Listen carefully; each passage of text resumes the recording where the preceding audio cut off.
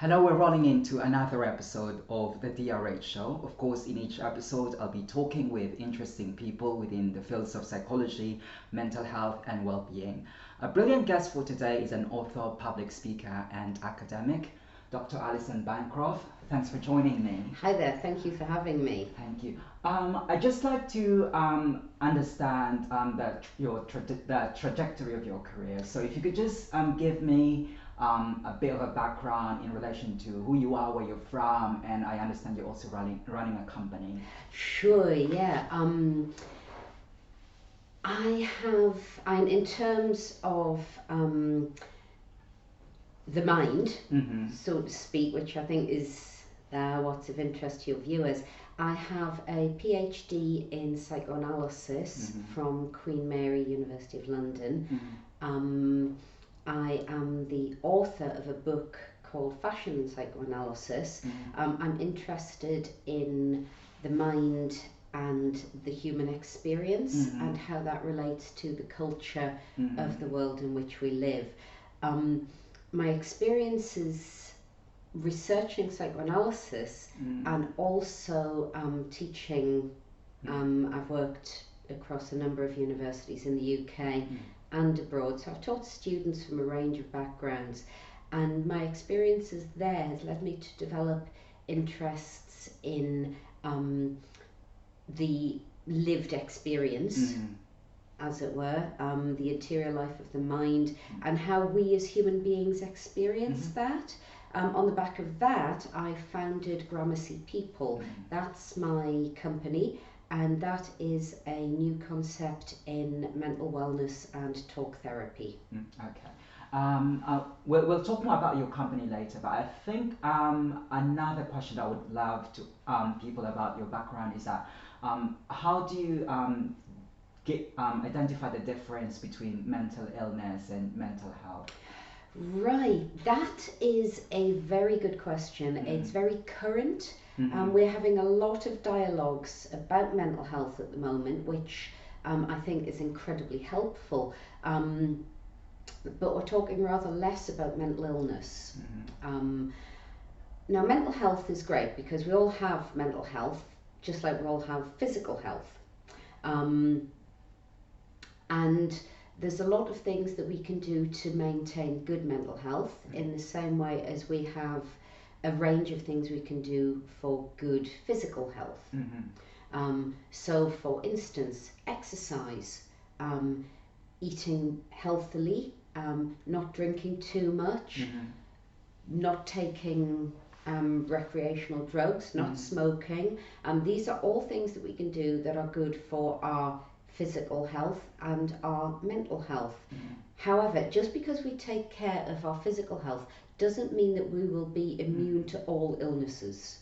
We will still get ill, no matter how physically well we may be. And just because we are mentally well doesn't mean that we will never experience mental illness either. So I think it's important to recognise that all of the things that we do for our health, whether physical or mental, these are good things to do and we should all keep doing them. But just because we do these things doesn't mean that we are immune to illnesses, and we could still potentially become ill in spite of our best efforts to maintain good health. And I think it's important to recognise that distinction. Yeah, so basically what you're saying here, if I understand it right, is that all of us, no matter what our background is, we're all vulnerable to mental health issues. Absolutely. Yeah. Yes. And in relation to that, could you give us advice on how what's the best way to look for our mental health? Looking after your mental health, that's there are some things that we can all do that are common across the board. There's considerable evidence to say that things like exercise is good. Now, this could be anything from playing rugby, which is very competitive and something you do in a group, to doing yoga, which is not competitive and something that you do by yourself, although you can do it in a class.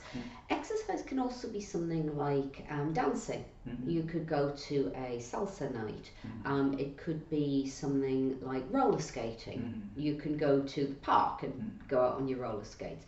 There's lots of things you can do that are physical activities that will help you maintain good mental health. Things like eating well. Good food puts you in a good mood. So obviously that's lots of fresh fruit and veg. We keep processed food to a minimum. This is basic maintenance of the self. Good food, exercise, try not to drink too much. We'll have a glass of wine or a gin and tonic or a pint or two from time to time. That's fine, but moderation is also good. In terms of mental health specifically, I think being mindful of stress, and that means workplace stress, that means relationship stress, whether your relationship is with your romantic partner, whether your relationship is with your family, whether it's with your friends. We all have things that can cause us stress, and we should think about what we can do to manage that stress. And finally, I think as well, the talking is really, really helpful, whether we're talking about mental health or mental illness. Maintaining human connections, meaningful connections with people that we trust, that we can rely on, talking to them on a regular basis is a good thing to do. And is that something that you promote with your company called Gramercy?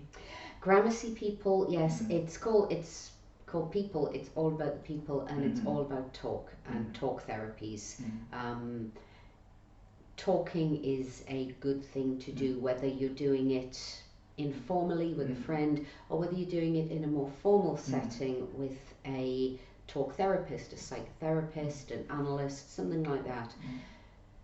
Talking and language is central to the human experience. We need to be able to talk about things, to understand them in language, and Gramercy People is very much founded on that idea. Okay, good.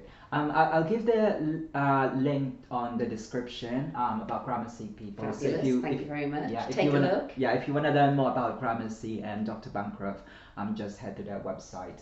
Now, we talk about how how do we treat mental illness, but I think it's also important to pinpoint what actually causes mental illness. Right. Honestly, no one knows what causes mental illness. There are a range of ideas. The idea that there's something genetic about it, that's a very popular idea in the wider world. Nobody has yet been able to pinpoint the genes that lead to mental illness. So there's this thing now called epigenetics, where some people might have a particular genetic configuration that in itself will not automatically lead to a mental illness. That would need to be then triggered by a life event or a set of circumstances. So something in the real world would need to happen for that particular genetic configuration to lead to mental illness. Another way of thinking about it is to think about the impact of society on the individual. There's the famous saying, it is no measure of health to be well adjusted to an insane world. Life is hard, and at the moment we live in very interesting times, and it's inevitable in a sense that just being alive and going out into the world will have an impact on you, and the sort of world you encounter and the sort of life you have will have an impact on you. And I think as well, one of the things that Dr. Freud talks about is the unconscious. So there's something in us that is difficult, and that's where we put all of our experiences, that good or bad, and the unconscious is where we put them all, and then all of these experiences go in. They do their thing. They work on us on the inside in some way, and that can then lead us to have particular emotional experiences, lead us to behave in certain ways, and that it can sometimes then be understood in the parlance of today as a mental health condition or a mental illness. So when it comes to what causes mental illness, fact is we don't know. It might be something in our minds, it might be genetic, it might be epigenetic, it might be society. It could be any combination of all of these factors. It could be something that we haven't discovered yet. No one knows what causes it. All we know is that it happens. Yes, I think what we can take away from this is really a constellation of factors, and then I think the important message that we have to convey for people who are struggling with mental illness or who are vulnerable to suffer to mental illness is that it's important to look after your mental health. Yeah. Yes, absolutely. It's important to look after your mental health, and I think it's also important to recognise that actually we are all vulnerable to mental illness. It could happen to anyone at any age, at any time. It could happen once, it could happen repeatedly. You may well recover and never happen again. It may be something that you live with for the rest of your life. It varies massively, but it can happen to anyone. And another thing that I want to explore, since you talk about mental illness, is how does it differ from learning or developmental disorders like ADHD and Asperger's? Sure. One of the common confusions, if you will, that has arisen as we as in the wider world have become more comfortable talking about mental health and mental illness is a confusion about what a mental illness is and how this differs from say a degenerative condition like Alzheimer's or dementia or a developmental condition like autism or autism spectrum disorder, as we call it now, or ADHD. Mental illness, I think it's helpful to understand mental illness as a more emotional condition, and it's something that can happen to anyone. Alzheimer's, dementia, that is a neurodegenerative condition, and that is to do with the way that the brain can change physically, and this can lead to changes in knowledge and language and behaviours and so on and so forth. So it's more biological. Yes. A neurodevelopmental condition is biological, a mental health condition is emotional. The developmental conditions like ASD, autism spectrum disorder, that's what we call it now. People don't generally talk about Asperger's anymore. They don't generally talk about high functioning autism. The distinction is just a part of the debate really, and how we categorise things. It's not that we're better now or right now and we weren't then. Things will change, how we talk about things will change, but these are conditions generally that people are born with a lot of the time, that appear in childhood and that stay with them as adults.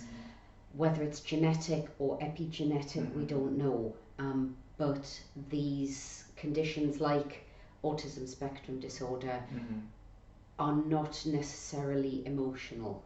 They can affect learning, they can affect language, these sorts of things. As a general rule, you don't recover from them. You learn to live with them for sure.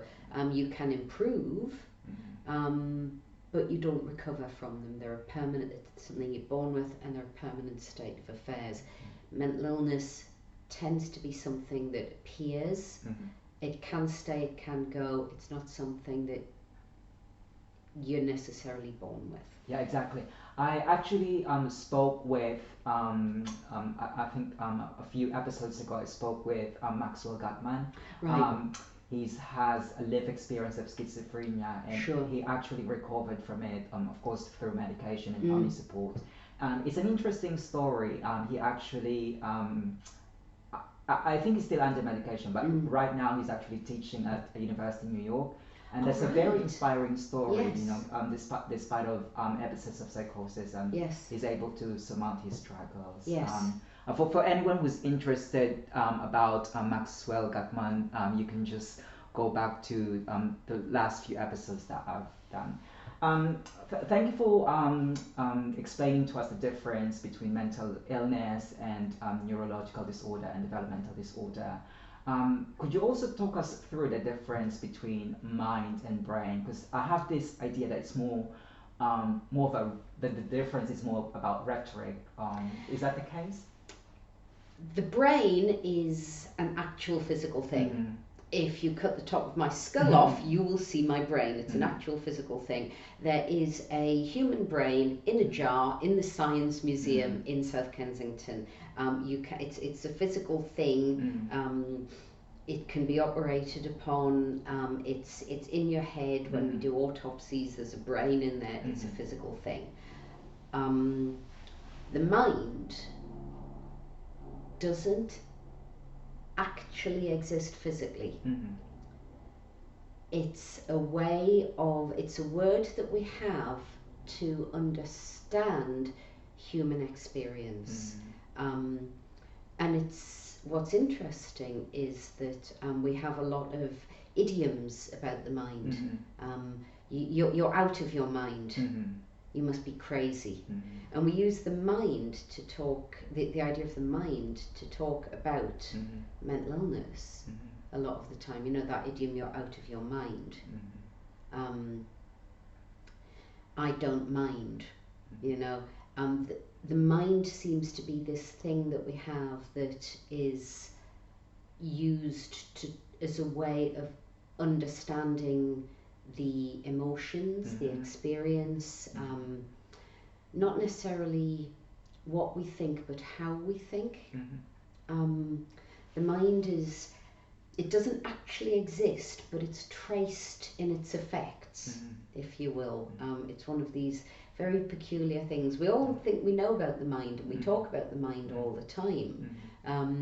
But when you think about it, and it's used interchangeably with the brain as well, but actually it's not quite the same thing. As a concept, I find the mind much more interesting, and the mind's much more poetic. In relation to that, do you think there's also such a thing as an animal mind? That's an interesting question. When you say an animal mind, do you mean like a dog's mind in comparison to human mind? I have absolutely no idea. You'd have to ask the dog. Okay, yeah. But unfortunately, the dog doesn't have language, so even if he does have a mind, he wouldn't be able to tell us in ways that we would understand. The way I see the difference between mind and brain is it's more, it captures more about experience, about emotion. So I suppose in a way a dog would have a mind of its own, because it does recognize us and it shows us love and affection. Indeed, yes. And if you've ever had a dog, sometimes they can have a mind of their own, and you do need to train them quite well. I just want to backtrack a conversation, because earlier we've been talking about how do we look after our mental illness. Now, there are people who actually don't have a lived experience of mental illness. Right, in my case, I'm a mental health blogger and I do a lot of things related to mental health, but I don't have any mental health diagnosis. But surely that we know someone who suffers with mental illness and mental health issues. Now, how do we look after a person, let's say a family or a friend who's got mental health issue? Rule number one, don't judge. Life is hard, and sometimes we can struggle, and somebody who's struggling is usually in pain, emotional pain. Sometimes it's physical pain as well, but they're in pain. So don't judge. be aware that sometimes their behaviour might be different, and that's okay too. Be aware that they're probably sometimes, they can be in fear as well. They can be quite stressed by their condition. Talking is massively helpful if they want to talk. Be aware of resources so that you can signpost them if they would like to be signposted. You can point them in the right direction. And yeah, don't assume that you know what it's like. Don't say, oh, I know, the same thing happened to me. No, the same thing didn't happen to you. Everybody's experience is unique. So don't judge, don't assume you know what's going on. Be kind, be supportive, and make sure you have information that can help them if they need it. I like that, the idea of you acknowledging the lived experience and try not to invalidate it, I suppose. I think it's really important to realize that there's a range of different experiences, and we have to take that into account when we're trying to help individuals with mental health issues. Yes. Now let's talk a bit about your book, because I mentioned earlier that you're an author. Is there a particular book that you want to talk about? And it's a book I wrote a little while ago. It's called Fashion and Psychoanalysis.